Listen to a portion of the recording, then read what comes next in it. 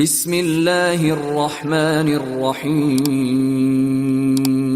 السلام عليكم ورحمة الله وبركاته الحمد لله والصلاة والسلام على رسول الله أما بعد அன்பிற்குரிய இஸ்லாமிய உறவுகளே, இன்றைக்கு நம்ம இந்த நவீன தௌஹீத்வாதிகளாக இருக்கக்கூடிய மக்கள் அவர்கள் மார்க்கத்தை அவர்கள்தான் குர்ஆன் சுன்னாவை அச்சு பிசராமல் பின்பற்றக்கூடிய மக்களை போல பேசுகிறாங்க.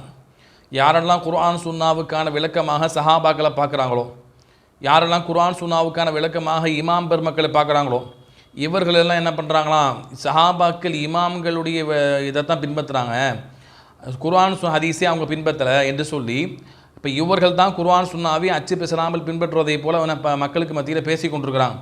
ஆனால் பார்த்தோன்னு சொன்னால் இவர்கள் யாரை பின்பற்றுறாங்க அப்படின்னா, பிஜே என்று சொல்லக்கூடிய தனிநபரை பின்பற்றுறாங்க. இந்த பிஜே என்று சொல்லக்கூடிய இந்த தனிநபர் சொன்ன விளக்கத்தை தான் இவங்க மார்க்கமாக எடுத்துக்கொண்டிருக்கிறாங்க. ஏன்னு சொன்னால் அந்த பிஜே என்று சொல்லக்கூடிய நபர் சொல்வதற்கு முன்னால் மார்க்க விஷயமாக இவர்கள் வேறு நிலைப்பாட்டில் இருந்திருப்பாங்க. அதுக்கு அவர் சொன்ன பின்னால் என்ன பண்ணுவாங்க, அந்த விஷயத்தை எல்லாம் மாற்றி கொண்டிருப்பாங்க. அப்போ இன்னும் சொல்லப்போனால் இவர்கள் என்ன பண்ணுறாங்க, ஒரு விஷயத்தில் கூட பிஜேக்கு முரண்படாமல் என்ன பண்ணுறாங்க, அவர் விளக்கத்தை வைத்து தான் மார்க்கத்தை அணுகிறாங்க. அப்படின்னா அப்போ இவங்க யாரை வச்சு மார்க்கத்தை எடுக்கிறாங்க? நிச்சயமாக இவர்கள் குர்ஆன் ஹதீஸை பின்பற்றவில்லை, மாறாக குர்ஆன் ஹதீஸ் என்ற பெயரில் உள்ள பிஜேவுடைய சொந்த சரக்கை தான் பின்பற்றுறாங்க. நம்ம பிஜேவை சொல்வதற்கு காரணம் என்னென்னா, அவரை குறிப்பிட்டு நம்ம அவருடைய தனிப்பட்ட இமேஜை நம்ம பாதிக்க வேண்டும் என்று நம்ம சொல்லலை. மாறாக இவர் மார்க்கத்தின் பெயரால் ஏற்படுத்திய களங்கம் இருக்கா இல்லையா, தன்னுடைய சுய கருத்தை மார்க்கமாக சொல்லி அதற்கு மாற்றமாக யாரெல்லாம் இருக்கிறாங்களோ எல்லாரையும் வழிகேடு என்ற முத்திரை குத்தினார். அதுக்கு மாற்றமாக சஹாபாக்கள் இருந்தாலும் அவங்களெல்லாம் மனிதர்கள், அவங்களெல்லாம் தவறாக என்ன செஞ்சுருவாங்க, மார்க்கத்தை விளங்கியிருப்பாங்க. லட்சக்கணக்கான கோடிக்கணக்கான இமாம்கள் வந்திருந்தாலும் அவங்களெல்லாம் என்ன பண்ணியிருப்பாங்க, அவங்கெல்லாம் மனிதர்கள், அவங்களெல்லாம் தனிப்பட்டு தவறு வரும் என்று சொல்லி இப்படியாக மக்களை நம்ப வைத்து தன்னுடைய சொந்த கருத்தை மார்க்கமாக மக்களுக்கு சொல்கிறான்னு சொன்னால், அப்போ எப்படிப்பட்ட எந்த அளவிற்கு மக்களுடைய மனதில் இவர் தன்னுடைய பேச்சு திறமையின் மூலமாக இடம் பிடித்திருப்பார் என்று நம்ம புரிந்து கொள்ளணும். நபி ஸல்லல்லாஹு அலைஹி வஸல்லம் ஹதீஸில் சொல்கிறாங்க பாருங்கள், அதாவது இன்னமினல் பயானில் சிஹரும், பேச்சில் ஒரு விதமான சிஹிர் கவர்ச்சி இருக்கிறது, மக்களை வசீகரப்படுத்தக்கூடிய ஆற்றல் இருக்கிறதுன்னு சொல்கிறாங்க. அப்போ இதை இவருடைய அந்த பேச்சில் நம்ம பார்க்குறோம். அப்போ இவ்வளவு வருஷ காலமாக சஹாபாக்கள் இமாம்கள் என முரண்படாமல் பின்பற்றி வந்த விஷயங்கள் இருக்கிறது. இப்படியெல்லாம் யாரும் புதிதாக மார்க்கத்தில் இப்படியெல்லாம் சொல்லாமல் இருந்து அவங்களெல்லாம் மனிதர்களாம், அவங்க எல்லாத்துக்கும் தவறு வருமா? எங்கள் அண்ணன் இருக்காரா இல்லையா பிஜே, இவருக்கு பார்த்தீங்கன்னு சொன்னால் இவர் மார்க்க ஆய்வாளர், இந்த சிறந்த நூற்றாண்டின் அவர் தான் அந்த நூற்றாண்டினுடைய சிறந்த ஆய்வாளர் என்றெல்லாம் மக்கள் பேசுகிறாங்கன்னா எவ்வளவு பரிதாபமாக, எவ்வளவு வேடிக்கையாக இருக்கிறது. யோசிச்சு பாருங்கள். இவரை நம்பக்கூடிய மக்கள் எந்தளவுக்கு போயிட்டாங்க, அவங்களுக்கு இவர் எந்த ஹதீஸே மார்க்கமாக சொல்கிறாரோ, இப்போ ஒரு குறிப்பிட்ட ஒரு தலைப்பில் இவர் ஒரு 4 ஹதீஸை சொல்லியிருப்பார், அதை வச்சு மார்க்க சட்டமாக சொல்லியிருப்பார். அந்த 4 ஹதீஸை மட்டுமே வைத்துக்கொண்டு அதற்கு மேலாக எதையுமே படிக்காமல் என்ன பண்ணுறாங்க, இந்த மக்கள் பேசக்கூடிய காட்சியை பார்க்குறோம். அதாவது இன்றைக்கு தமிழ் மொழிபெயர்ப்பு செய்யப்பட்டு சஹீஹுல் புகாரி, முஸ்லீம், அதே போல் குர்ஆனுடைய விரிவுரை நூல்கள், இப்னு கசீர் போன்ற நூல்கள், இன்னும் பல ஹதீஸ் புத்தகங்கள் எல்லாம் தமிழில் மொழிபெயர்க்கப்பட்டு இருக்கக்கூடிய இந்த காலத்தில் கூட அந்த தமிழில் உள்ளதை கூட இவங்க எடுத்து படித்து அதுக்கு மாற்றமாக ஹதீஸ் இருக்கா இல்லையா என்று தேட தயாராக இல்லை. இவரை அப்படியே நம்புகிறாங்கன்னு சொன்னால் அப்போ அரபி மொழி மற்ற அரபி மொழியில் இருக்கக்கூடிய மற்ற விளக்கத்தை எப்படி இவங்க எடுத்து படிப்பாங்க?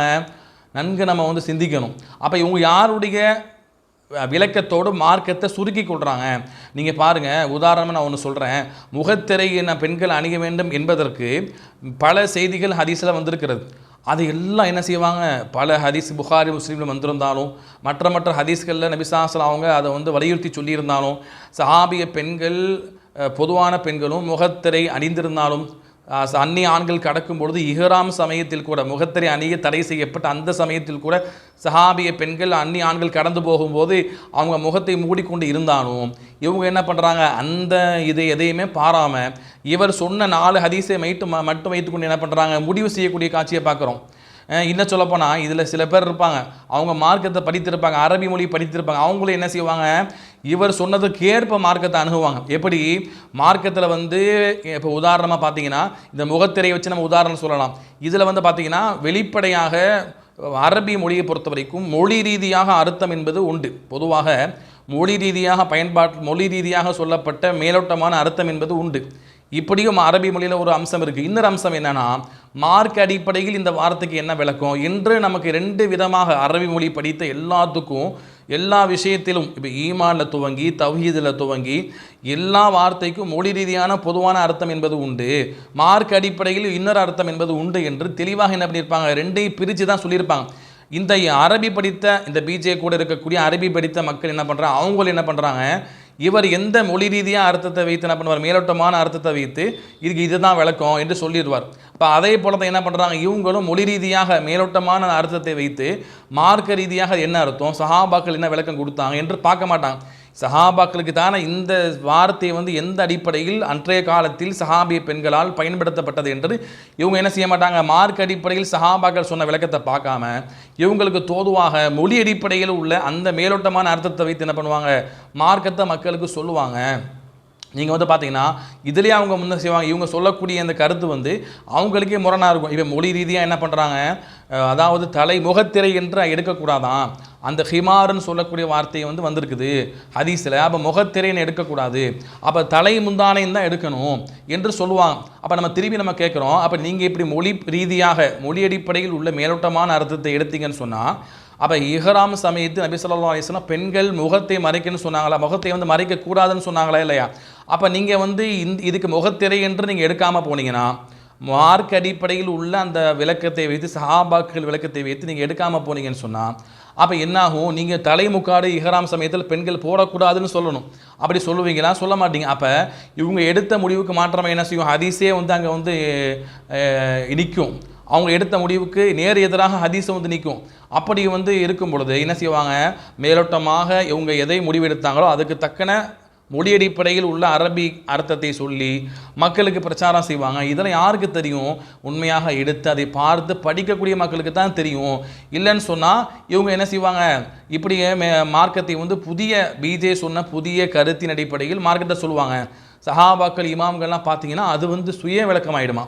அப்போ இவருக்கு ஒரு விஷயத்தில் கூட முரண்படாமல் இருப்பாங்க. எந்த விஷயத்தில் நீங்கள் முரண்பட்டீங்க, பிஜே இந்த விஷயத்தை தவறாக சொல்லியிருக்கிறாரு, நாங்கள் ஆய்வு பண்ணி பார்த்தோம், அரபி படித்த மக்கள் இருக்கீங்களா இல்லையா, அவர் ஆரம்பத்தில் டிஎன்ஏஜியில் பயணிக்கும் பொழுது பல மக்கள் அரபி படித்த ஆலிம்கள் இந்த பேரில் இருந்தாங்க. அப்போ நாங்கள்லாம் பிஜேக்கு மாற்றமாக இந்த முடிவு எடுத்தோம், இதில் நாங்கள் பிஜேக்கு மாற்றமாக செயல்பட்டோம் என்று ஒன்றை காட்டுங்க பார்க்கலாம். அப்போ நீங்கள் எல்லாருமே பிஜே இருக்கிற வரைக்கும் ஹதீஸை மறுத்தீங்க, டிஎன்ஏஜியை விட்டு பிஜே வெளியே போனதுக்கு பின்னால் ஹதீஸை நீங்கள் மறுக்கலைன்னா அப்போ நீங்கள் யாரை வச்சு ஹதீஸ் மறுப்பை எடை போட்டிங்க, குர்ஆன் சுன்னா அடிப்படையிலா அல்லது பிஜேயின் அடிப்படையிலா, பிஜேயின் சுய விளக்கத்தின் அடிப்படையிலா? குர்ஆன் சுன்னா அடிப்படையில் இருந்திருந்தா அப்போ நீங்கள் என்ன செஞ்சுருப்பீங்க, பிஜே வெளியே போன பின்னாலையும் குர்ஆன் சுன்னாவை வைத்து உங்களுடைய பார்வையில் முரண்படக்கூடிய ஹதீஸ்களை மறுத்திருப்பீங்க. ஏன் மறுக்கலை? அப்போ இது நமக்கு என்ன சொல்லுது, இப்போ நீங்கள் குர்ஆன் சுன்னா அடிப்படையில் என்ன செய்யலை, சுயமாக உண்மையாக ஆய்வு செய்து நீங்கள் மார்க்கத்தை சொல்லலை, பிஜேவியினுடைய விளக்கத்தின் அடிப்படையில் தான் மார்க்கத்தை எடுத்துக்கொண்டீங்க என்று எவ்வளோ அப்பட்டமாக இருக்கிறது. அப்போ நம்ம சஹாபாக்கள் எதுக்கு பார்க்குறோம், சஹாபாக்கள் இமாம்களை பார்ப்பது அது உண்மையான ஹதீஸின் விளக்கத்தை புரிந்து கொள்ள தான் பார்க்குறோம். அது மூல ஆதாரம் கிடையாது, அதை துணை சான்றாக வைத்து நம்ம என்ன செய்கிறோம், சஹாபாக்கள் இமாம் விளக்கத்தை பார்க்கும்போது குர்ஆன் சுன்னாவுக்கு தோதுவாக நம்ம எடுத்துக்கொள்கிறோம். அப்போ இவர் பிஜே என்ற தனிநபர்கிட்ட சஹாபாக்கள் எல்லாருமே இமாம்கள் எல்லாரும் மனிதர்கள் தவறு வரும்னு சொன்னோம்னா, பிஜே என்ற தனிநபருக்கு மாற்றமாக நீங்கள் எந்த விஷயத்திலையும் தனிப்பட்டு நீங்கள் முடிவெடுக்கலைன்னு சொன்னால் அப்போ நீங்கள் பிஜேவை எந்த இடத்துல வைக்கிறீங்க? நாங்கள் சஹாபியை தனிப்பட்ட கூட்டம் எடுக்கலை, இமாமினுடைய தனிப்பட்ட கூட்டம் நம்ம எடுக்கலை, மாறாக சஹாபாக்கள் இமாம்கள் என்ன முரண்படாமல் சொன்ன அந்த மார்க்கத்து ஹதீஸுக்கு குர்ஆனுக்கு விளக்கம் என்ன என்று எல்லாருடைய கருத்தை வைத்து நம்ம எடுக்கிறோம், மார்க்கத்தை அணுகிறோம். இப்போ அவங்க எல்லாத்துலேயும் தவறு வரும், அவங்க எல்லாரும் மனிதனா. ஆனால் பிஜேன்னு சொல்லக்கூடிய தனிநபர் சொல்லக்கூடிய எந்த ஆய்விலும் நாங்கள் முரண்பாடை காணவில்லைன்னு சொன்னால் அப்போ என்ன அர்த்தம், அப்போ நீங்கள் யாரை பின்பற்றுறீங்க, குர்ஆன் சுன்னா பின்பற்றுறீங்களா? நிச்சயமாக கிடையாது. பிஜேன்னு சொல்லக்கூடிய தனிநபருடைய இதைத்தான் நீங்கள் பின்பற்றுறீங்க. எந்த அளவுக்கு போயிட்டாங்க இவங்க சுய விளக்கத்தை கொடுத்து மார்க்கத்தில் சஹாபாக்கள் வேணானாங்க, இமாம்கள் வேணான்னு சொன்னாங்க. அப்போ என்ன ஆகும், மார்க்கத்தை சுயமாக மனம் போன போக்கில் சொல்ல வேண்டி வரும். யூனுஸ் அலைஹிஸ்ஸலாம் என்ன பண்ணாங்க, மக்களுக்கு தாவா பண்ணாங்க, தாவா பண்ணிட்டு மக்கள் ஏற்றுக்கொள்ளவில்லை என்று மனம் வருந்தி அல்லாஹ் போயிட்டாங்க. போகும்போது மனசில் ஒன்று கருதுவாங்க. அல்லாஹ் குர்ஆனில் சொல்கிறான், 21ஆம் அத்தியாயம் 87ஆம் வசனம் சொல்கிறான், சூரா அம்பியான்னு சொல்லக்கூடிய அத்தியாயம், யூனுஸ் அலைஹிஸ்ஸலாத்தை பற்றி அல்லாஹ் சொல்கிறான். என்ன சொல்கிறான், அதாவது வதன்னூனி இதஹப முகாதிபன், மீனுடையவர் கோய்த்து கொண்டு சென்று விட்டார் என்று அல்லாஹ் சொல்லிட்டு சொல்கிறான். வன்ன அல்ல நக்திர அலை, நாம் அவர் மீது சக்தி பெற மாட்டோம் என்று அவர் கருதி கொண்டாருன்னு அர்த்தம் வைக்கிறார் இந்த பீஜே. இது வரைக்கும் அந்த அர்த்தத்தை யார் சொன்னாங்க? எந்த இமாமும் சொல்லலை. இப்போ ஒரு நபி வந்து இவருடைய இந்த மொழிபெயர்ப்பு இன்றைக்கி ஆன்லைனில் பீஜேயில் அந்த மொழிபெயர்ப்பு பதிவு செய்யப்பட்டிருக்கு, நீங்கள் எடுத்து பாருங்கள். சரிங்களா? நம்ம அதெல்லாம் பதிவு செய்கிறோம். அதாவது ஒரு நபி தன் மீது அல்லாஹ் சக்தி பெற மாட்டான்னு கருதுவாரா? அப்படி கருதுனா அவங்க நபியாக இருப்பாங்களா? அப்போ எப்படியெல்லாம் மார்க்கத்தில் வந்து குர்ஆனுடைய விளக்கத்தில் கூட குர்ஆனுடைய வசனத்தில் கூட சுய வியாக்கியானம். ஏன்னு சொன்னால் மார்க்கத்தில் சஹாபாக்கள் இமாம்களை ஒழிச்சிட்டோம்னா தனிப்பட்ட இமாம்களை பின்பற்றக்கூடாது, மதுஹபாக நீங்கள் இருக்காதீங்க என்று சொல்ல வந்தவர்கள் அதை சொல்லாமல் ஒட்டுமொத்தமாக இமாம்களே தேவையில்லை, சஹாபாக்கள் விளக்கமே தேவையில்லைன்னு சொன்னால் மார்க்கத்தை என்ன செய்ய வேண்டி வந்துடும்? சுயமாக அணுக வேண்டி வந்துடும். சஹாபாக்கள் இமாம்கள் தான் அந்த காலத்தில் அந்த ஹதீஸை வசனத்தை நேரடியாக கண்கூட பார்த்தவங்க, அவங்களுக்கு தான் உண்மையான விளக்கம் தெரியும். அப்போ என்ன பண்ணுறாரு ஒரு நபியின் மீது தவறாக ஒரு சிறுக்கான வார்த்தையை நபி சொன்னாங்கன்னு சொல்கிறார். அந்த இடத்துல தெளிவாக மொழிபெயர்ப்புகளை தெளிவாக பதிவு செய்யப்பட்டிருக்குது. அப்போ அவருக்கு முன்னாலேயே பல பேர் மொழிபெயர்த்து இருந்தாலும் அந்த மொழிபெயர்ப்பை கூட பொருட்படுத்தாமல் இவ்வளவு தாந்தோண்டித்தனமாக விளக்கம் தந்தார்னா, ஒரு நபி வந்து அல்லாஹ்வை என் மீது சக்தி பெற மாட்டான்னு கருதுனாங்கன்னு சொல்லி ஒரு மொழிபெயர்ப்பு செஞ்சார்னா எவ்வளோ பெரிய ஒரு அபாண்டமாக இருக்குது ஒரு நபியின் மீது, குர்ஆன் மீது எவ்வளோ பெரிய ஒரு இட்டுக்கட்டுதல். அப்போ வந்து இப்படி தான் என்ன பண்ணுறாரு, சூனிய ஹதீஸை தப்பாக அர்த்தம் வைக்கிறாரு. எப்படி விளங்கிக் கொள்ள வேண்டும் என்று அழகான விளக்கங்கள் இருக்கிறது, எதையுமே சொல்ல மாட்டார். இவர் வந்து இமாம்கள் சஹாபாக்கள் கொடுத்த விளக்கத்தை எல்லாம் படிச்சுட்டு நான் அதையெல்லாம் விட நான் சொல்கிறது சரி என்று இவர் சொல்லக்கூடிய மக்கள், இவரை பின்பற்றக்கூடிய மக்கள் என்ன சொல்கிறாங்க, நான் வந்து சொல்கிறது நீங்கள் எடுக்க வேணாம், ஒரு வீடியோ ஒன்று என்ன செய்வாங்க அவங்க போட்டு காட்டிக்கிடுவாங்க. அதாவது நான் வந்து சொன்னால் நீங்கள் அப்படியே பின்பற்றின அவசியம் இல்லை, நீங்கள் மார்க்கத்தை வந்து நீங்கள் பாருங்கன்னு சொல்லுவார்.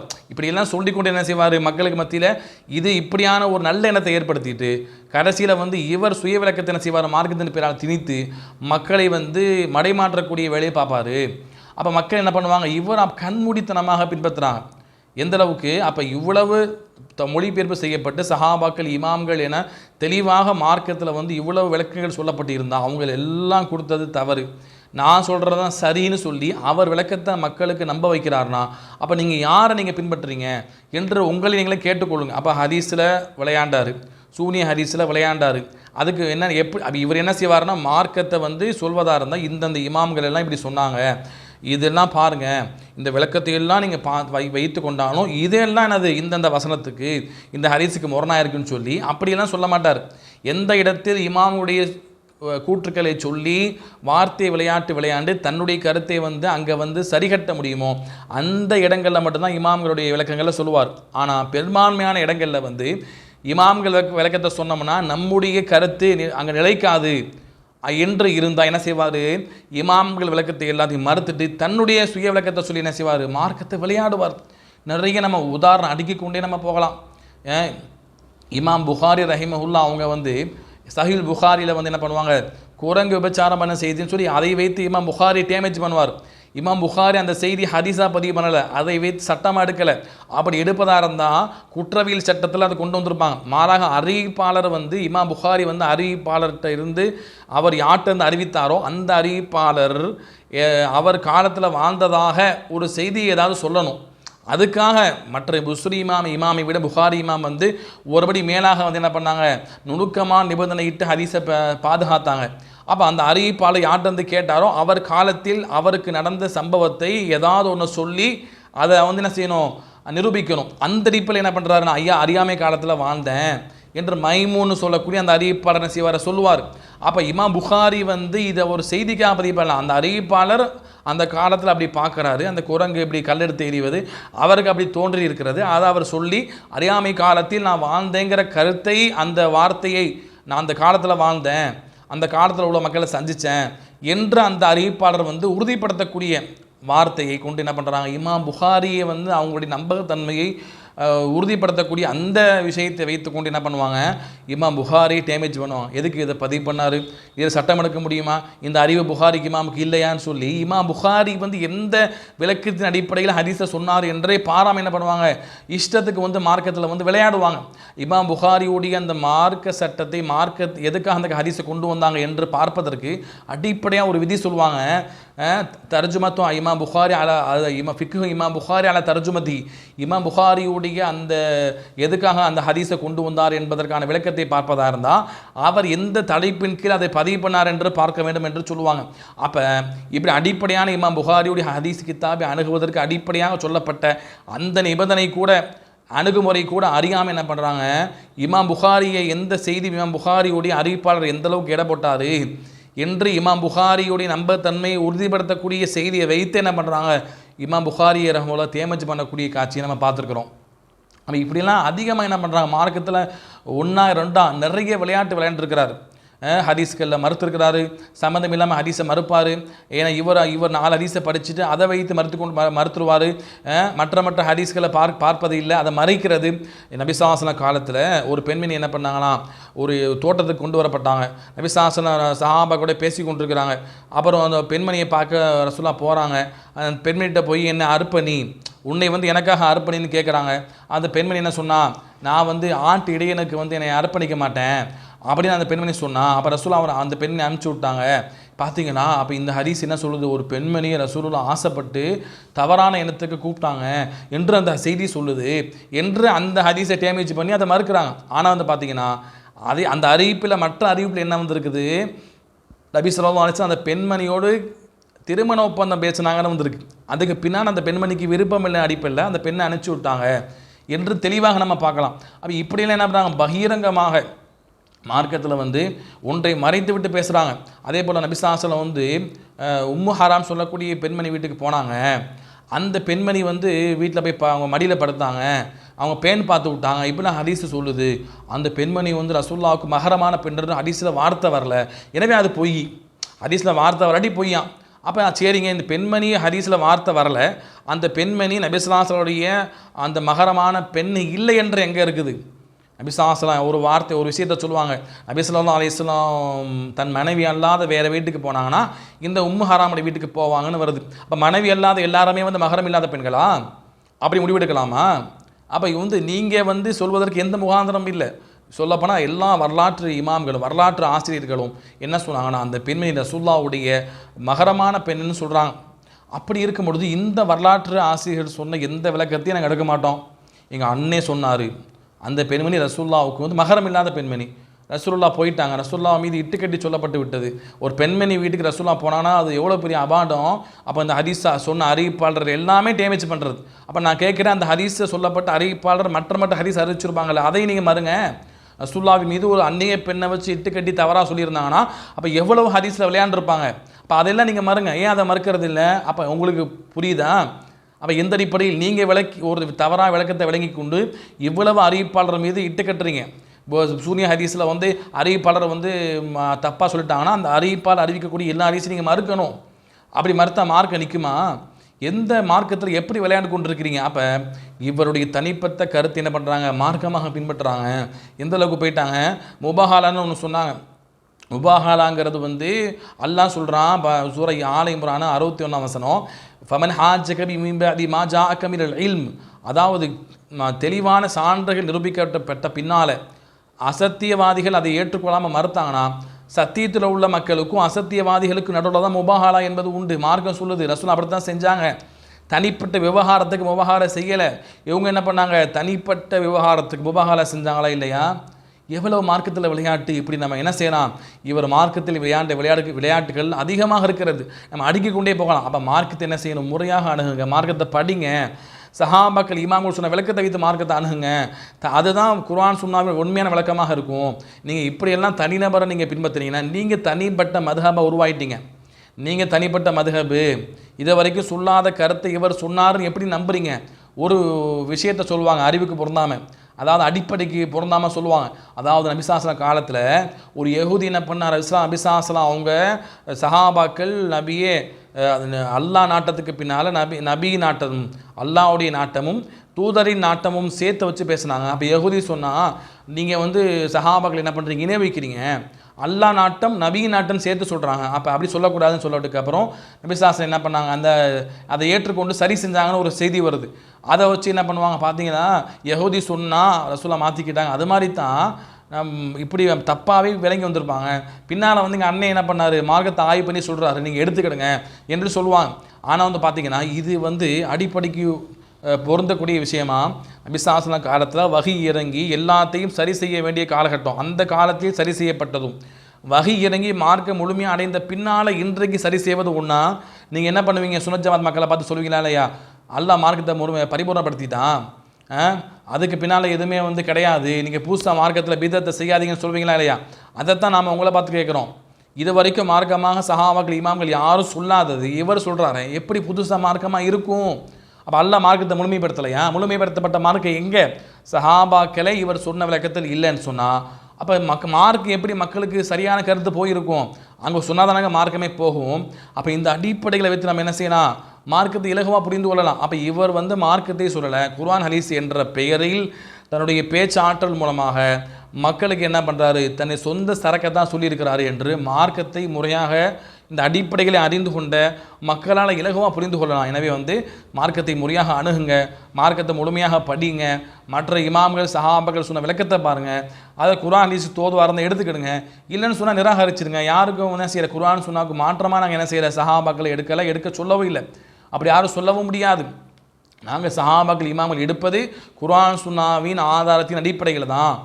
அதை வைத்து விளங்கினா தான் மற்ற ஹதீஸுக்கு முரண் இல்லாமல் இருக்கும். இல்லைன்னு சொன்னால் இவங்கள மாதிரி மேலோட்டமாக அந்த வார்த்தையை வச்சு விளங்கிட்டு மற்ற ஹதீஸுக்கு முரண்பட்டு அந்த ஹதீஸை மறுத்துட்டு போயிட்டு இப்படியெல்லாம் நம்ம போக வேண்டிய தேவையில்லை என்பதை நீங்கள் தெளிவாக புரிந்து கொள்ளுங்க. அல்லாஹ் ரப்பல் ஆலமீன் மார்க்கத்தை முறையாக அறிந்து புரிந்து பின்பற்றி மக்களுக்கு சொல்வதற்கு, யாருடைய சுய கருத்தின் அடிப்படையில் மார்க்கத்தை அணுகாமல் மார்க்கத்தை எந்த கருத்திலே குர்ஆன் சுன்னா சொல்கிறது என்பதை உண்மையான அறிஞர்கள் சஹாபாக்கள் கொடுத்த விளக்கத்தை வைத்து அந்த ஆதாரத்தின் அடிப்படையில் மார்க்கத்தை நம்ம அணுக வேண்டும். அல்லாஹ் ரப்பல் ஆலமீன் அத்தகைய நல்ல மக்களாக மாறுவதற்கு அருள் செய்வானாக. அஸ்ஸலாமு அலைக்கும் வரஹ்மத்துல்லாஹி வபரகாத்துஹு.